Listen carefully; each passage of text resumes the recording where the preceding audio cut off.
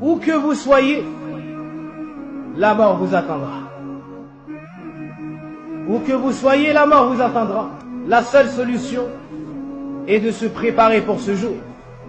Le jour où l'ange de la mort va venir récupérer ton âme. Et il arrivera. Ne pense pas que ce moment-là est loin de toi. Il peut arriver à tout moment et personne n'a la garantie. La mort, c'est un malheur. C'est une chose qui est très grave. Au point où Allah subhanahu wa ta'ala l'a appelé en ces termes dans le Coran, musiba. إذ أنتم ضربتم في الأرض فأصابتكم مصيبة الموت. Allah subhanahu wa ta'ala a appelé la mort musiba, malheur.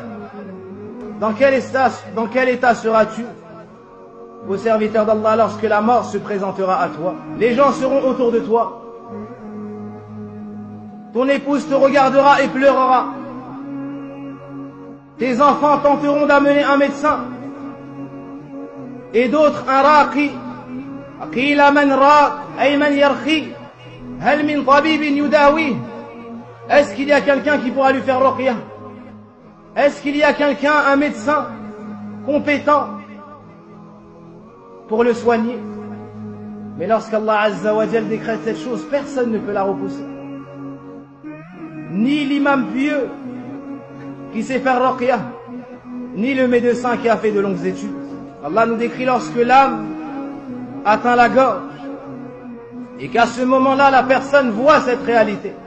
Personne ne pourra lui rendre son âme. Lorsque les affres de la mort s'abattent sur celui qui agonise, voici la chose de laquelle tu fuyais. Tu étais distrait. Tu ne t'es pas préparé pour ce jour. Hada huwa as-sabab. Voici la grande cause qui pervertit les gens. Le fait d'être distrait du retour vers Allah, de la mort, de ses affres et du jugement dernier. Et de tout ce qui se passera après la mort. Ces gens-là vont regretter les nombreuses heures passées dans l'insouciance, dans la désobéissance d'Allah subhanahu wa ta'ala, loin des assises de science, loin des mosquées, loin de l'obéissance d'Allah azza wa jal. Ils vont regretter et ils vont supplier Allah subhanahu wa ta'ala alors qu'ils seront yawm al-qiyam, alors qu'ils seront en enfer. Mais est-ce que cela sera profitable après le jugement? Kalla. Et lorsque la mort vient sur l'un d'entre eux, il dit: oh mon Seigneur, fais-moi revenir. Pourquoi est-ce qu'il souhaitera revenir à ce moment? Est-ce que c'est pour voir son épouse? Est-ce que c'est pour voir ses enfants? Est-ce que c'est pour amasser encore plus d'argent? Ou voir ses amis? Ou profiter de ce bas monde comme nourriture et boisson? Pour perdre son temps devant la télé comme il le faisait fi dunya? Non, cher frère. La'alli a'malu salihan fima tarakt. Afin que je puisse faire des bonnes actions, contrairement à ce que je faisais auparavant. Mais cela ne sera pas accordé. Le prophète sallallahu alayhi wa sallam a goûté cet instant.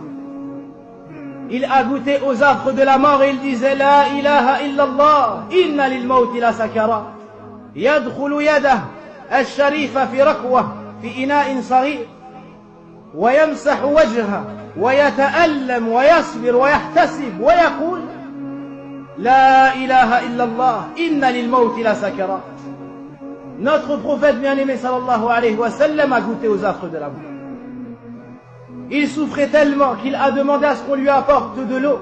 Il mettait sa main dans l'eau, il s'essuyait le visage et disait: nulle divinité ne mérite d'être adorée en dehors d'Allah. Certes, la mort a ses affres.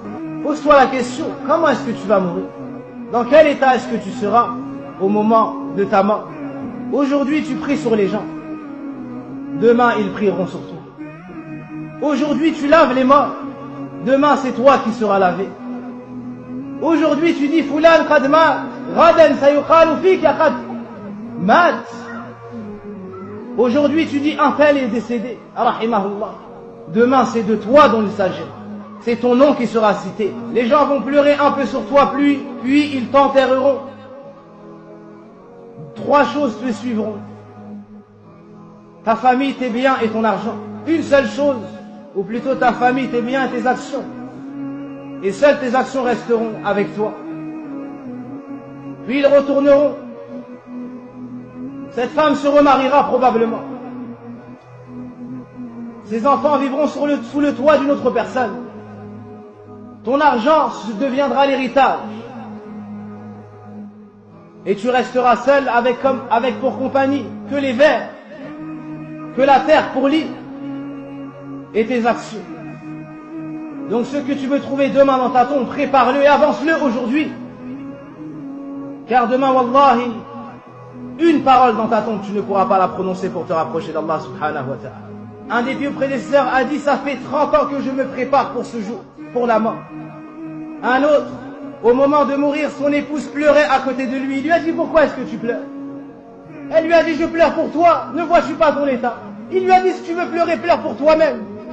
Moi, ça fait 30 ans que je pleure pour ce jour-là, que je me prépare pour ce jour-là. Il a été rapporté des pieux prédécesseurs que si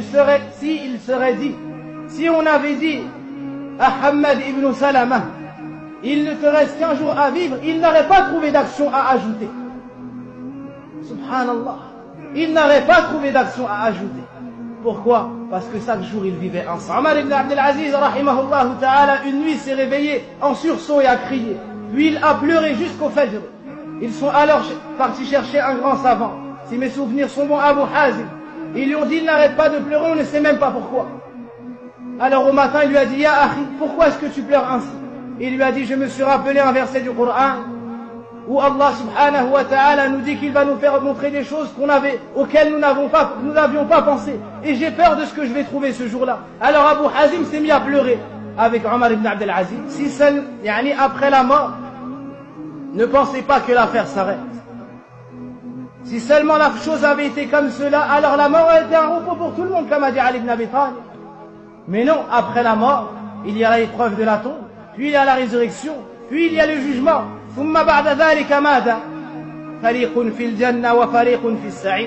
Après cela, les gens se diviseront en deux. Il y a une partie qui ira au paradis et une autre partie qui ira en enfer.